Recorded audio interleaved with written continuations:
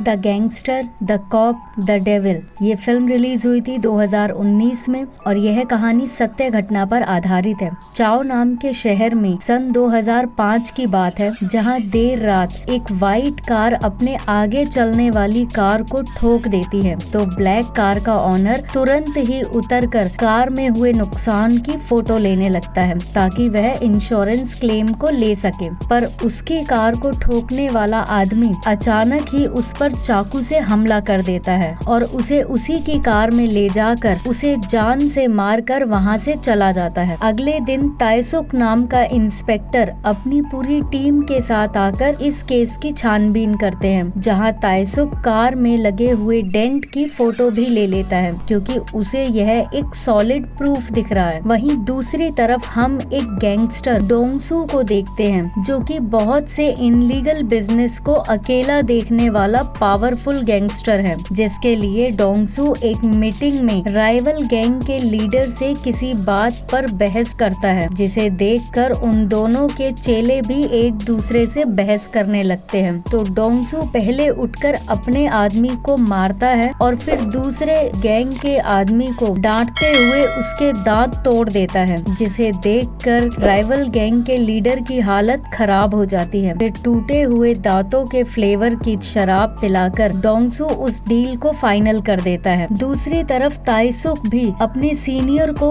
उस मर्डर के प्रूफ दिखाते हुए कहता है कि यह जरूर एक साइको किलर के काम है। तब तक गैंगस्टर भी अपनी डील फाइनल करके अकेले ही ड्राइव पर निकल जाता है ताकि वह बिजनेस के लिए और कुछ नए तरीके ढूंढ सके। तभी गैंगस्टर की गाड़ी को भी पीछे से कोई ठोक देता है। ठोकने वाला कोई और नहीं बल्कि सीरियल किलर ही था, पर डेंट छोटा होने के कारण गैंगस्टर उसे वहां से जाने को कह देता है, लेकिन वो था सीरियल किलर, इसलिए उसने गैंगस्टर पर भी उसी तरह वार करना शुरू कर दिया जैसे पिछले आदमी को मारा था। लेकिन ये कोई आम आदमी नहीं, गैंगस्टर डोंगसू है। यहाँ चाकू लगने के बाद भी वह अपना पूरा बचाव करते हुए सीरियल किलर को भी घायल कर देता है। तो सीरियल किलर भी मौका देखकर अपनी जान बचाते हुए गैंगस्टर को अपनी कार से ठोक कर गिरा के भाग जाता है। तो गैंगस्टर के लोग उसे जल्द ही हॉस्पिटल में भर्ती कर देते हैं। यहाँ डोंगसू के आदमी दूसरे गैंग के लोगों पर हमला कर देते हैं, ये सोचकर कि इन्हीं लोगों ने हमारे बॉस डोंगसू पर हमला किया है। दूसरी तरफ सीरियल किलर भी खून रोकने के लिए अपने घाव पर स्टेपलर से टाके लगा लेता है। इसकी भी हिम्मत की दाद देनी होगी और कार को वहीं छोड़कर कपड़े लेने के लिए एक और आदमी को जान से मार देता है। यार ये तो हद ही हो गई। दूसरी तरफ डोंगसू ने होश में आने के बाद अपने आदमी को बताया कि मुझ पर हमला करने वाला कोई गैंग का आदमी नहीं बल्कि कोई पागल ही है जिसने मुझसे पंगा ले लिया। फिर डोंगसू ने किलर की कार की डिटेल देकर पता लगाने के लिए अपने आदमियों को भेज दिया। तभी वहाँ ताइसुक भी आ जाता है और उस हमले की वजह पूछता है, लेकिन गैंगस्टर को पुलिस पर भरोसा नहीं है, इसलिए वो कोई रिपोर्ट नहीं लिखवाता। यहाँ ताइसुक जाते टाइम डोंगसू की कार पर भी वही डेंट का निशान देखकर समझ जाता है कि ये केस भी पिछले केस से जुड़ा हुआ है। यहाँ डोंगसू भी किलर का स्केच बनवा लेता है जो कि किलर से बिल्कुल मैच करता है और फिर वो सभी आदमियों को स्केच देकर उसकी तलाश में उन सबको लगा देता है। वहाँ किलर ने एक और आदमी को मार दिया और उसका ट्रक लेके चलता बना, लेकिन उस ट्रक में एक और आदमी था जिसे मारते टाइम किलर का चाकू गिर जाता है। दूसरी तरफ ताइसुक गैंगस्टर के सभी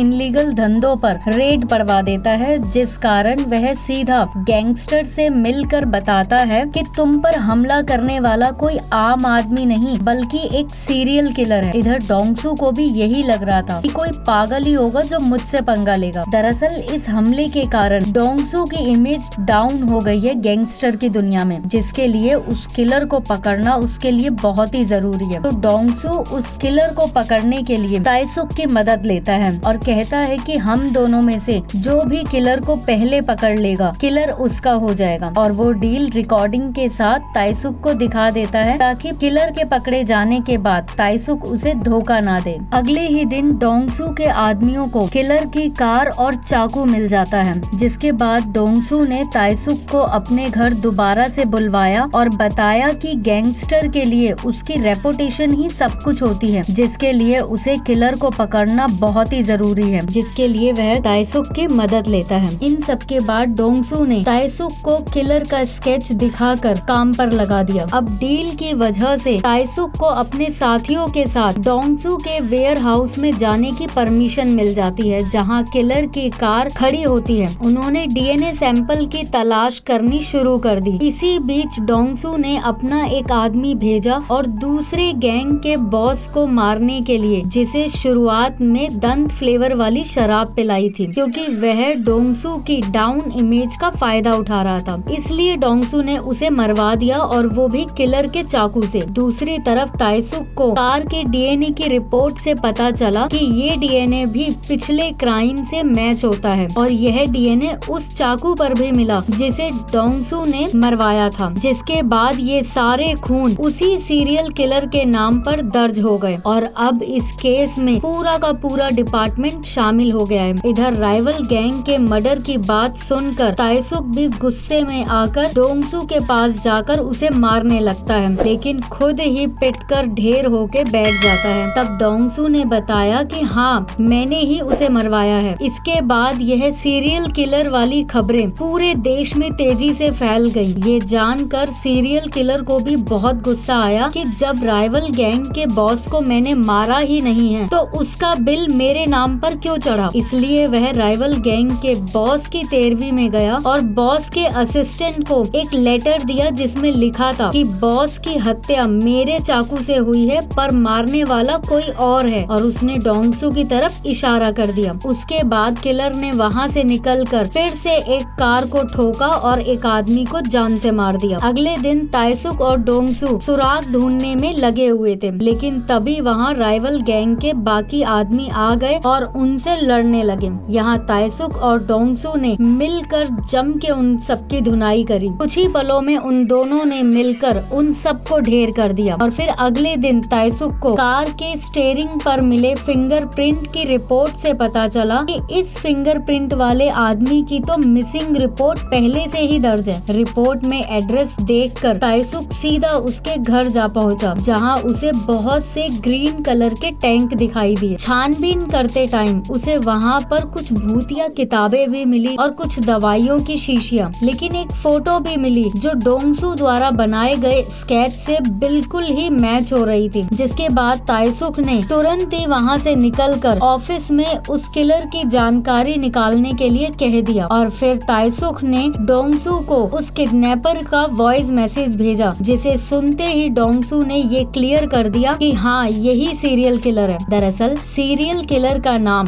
कांग योंग था। जानकारी निकालने पर ये पता चला कि बचपन में उसके पिता भी उसे उसी तरह बहुत मारा करते थे, इसीलिए बेटा भी अपने पिता के संस्कारों को फॉलो करता आ रहा है। खैर, इसके बाद डोंगसू ने अपने सभी आदमियों को किलर की फोटो देकर ढूंढने के लिए लगा दिया, और खुद डोंगसू अम्ब्रेला लेकर एक बस स्टैंड पर खड़ा हो गया, शायद अपनी कार का वेट करने के लिए। तभी वहाँ पर एक लड़की आ जाती है, लेकिन उसे बारिश में भीगता देखकर डोंगसू अपना अम्ब्रेला उसे दे देता है। तभी ताइसुक भी वहाँ आ जाता है, और लड़की अम्ब्रेला के लिए डोंगसू को थैंक यू कहकर बस में बैठ गई, जिसमें किलर भी होता है, पर उसे वह दोनों नहीं देख पाते। और फिर शाम के टाइम ताइसुक डोंगसू और उनके सभी गैंग के लोगों के साथ डिनर करने बैठता है। तभी न्यूज में एक और मर्डर की खबर सुनाई देती है, जिसमें डोंगसू अपना अम्ब्रेला देखकर समझ जाता है कि यह वही लड़की है जो उसे बस स्टैंड पर मिली थी। जिसके बाद सभी तुरंत बिना खाना खाए उठ जाते हैं और ढूंढने के लिए चले जाते हैं। हर जगह ढूंढने के बाद फाइनली उन्हें एक ऐसा होटल मिला जहां से खबर मिलती है कि वह आदमी वहां पर रुका हुआ है, पर वो अभी है नहीं। इसीलिए वह सभी लोग उसका छुप करके इंतजार करने लगे।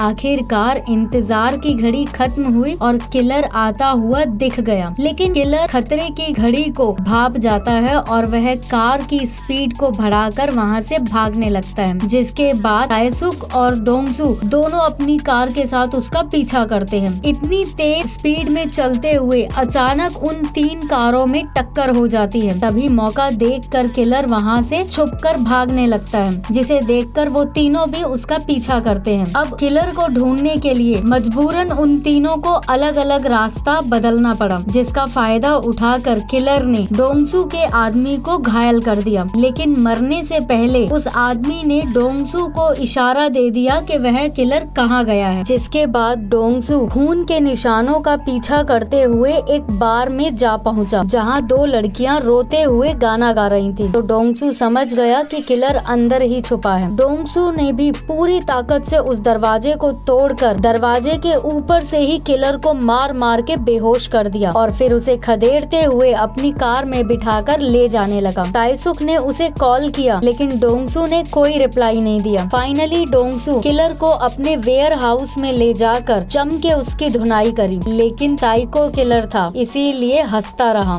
जिस कारण गुस्से में आके डोंगसू गड़ासा लेकर उसके टुकड़े करने ही वाला था कि अचानक सिंघम ताइसुक ने आकर कार से गैंगस्टर को ठोककर बेहोश कर दिया और किलर को अपने साथ जेल में ले गया, जहां सभी लोग साइको किलर को देखकर हैरान रह गए। और फिर ताइसुक के बार बार पूछने पर भी किलर कुछ नहीं बोला, जिस पर ताइसुक को उस पर गुस्सा आ गया, क्योंकि ताइसुक के पास पक्का कोई सबूत था ही नहीं। फिंगरप्रिंट भी मैच नहीं कर सकते, क्योंकि केमिकल का प्रयोग करके किलर ने वो भी मिटा दिए थे। इसी तरह का सीधापन और मासूमियत उस किलर ने कोर्ट में भी दिखाई, जिस कारण जज भी सोच में पड़ गया कि यह मासूम है या साइको किलर। सभी विक्टिम्स की फैमिली सिर्फ इंसाफ चाहती थी। तभी एक गवाह आ गया, जो कि डोंगसू था, क्योंकि इकलौता वही आदमी था जो किलर के हाथों से बच गया था। दरअसल पिछली रात ताइसुक डोंगसू के पास गया और उसने एक रिकॉर्डिंग सुनाई, जिसमें डोंगसू ने खुद से कहा है कि हाँ, राइवल गैंग के लीडर को मैंने ही मरवाया है, जिस कारण मजबूरन ताइसुक की बात को मानकर डोंगसू को जेल में आके गवाही देनी पड़ रही है। और फिर पूरी ईमानदारी से डोंगसू ने बयान दिया कि हाँ, यही साइको किलर है और इसी ने मुझ पर हमला किया था, जिसके प्रूफ में डोंगसू ने अपने शरीर के सभी निशान दिखाए और डोंगसू ने ये भी बताया कि अपने बचाव के लिए मैंने इसी के चाकू से इसकी छाती पर भी वार किया था। तो किलर की छाती के घाव के निशान को देखकर भी साबित हो जाता है कि कांग योंग ही साइको किलर है। यह सब देखकर जज साहब ने किलर को मौत की सजा सुना दी और डोंगसू को भी सजा मिली, लेकिन गवाही के कारण उसकी सजा कम कर दी, जिसके बाद ताइसुक को भी प्रमोशन मिल गया। फाइनली जब डोंगसू को जेल में पहुंचाया गया तो डोंगसू के सभी आदमी ने डोंगसू को झुककर सलामी दी और डोंगसू ने हंसते हुए उस किलर को देखा, क्योंकि यहाँ पर डोंगसू ने ताइसुक से भी एक डील की थी कि अगर मैं बयान देता हूँ तो मुझे भी उसी जेल में डालना जिसमें वो साइको रहेगा। फाइनली अब साइको डोंगसू के हाथों से बचेगा नहीं। तो कैसी रही ये कहानी? अगर अच्छी लगे तो लाइक, शेयर एंड सब्सक्राइब करना नहीं भूलिएगा। धन्यवाद।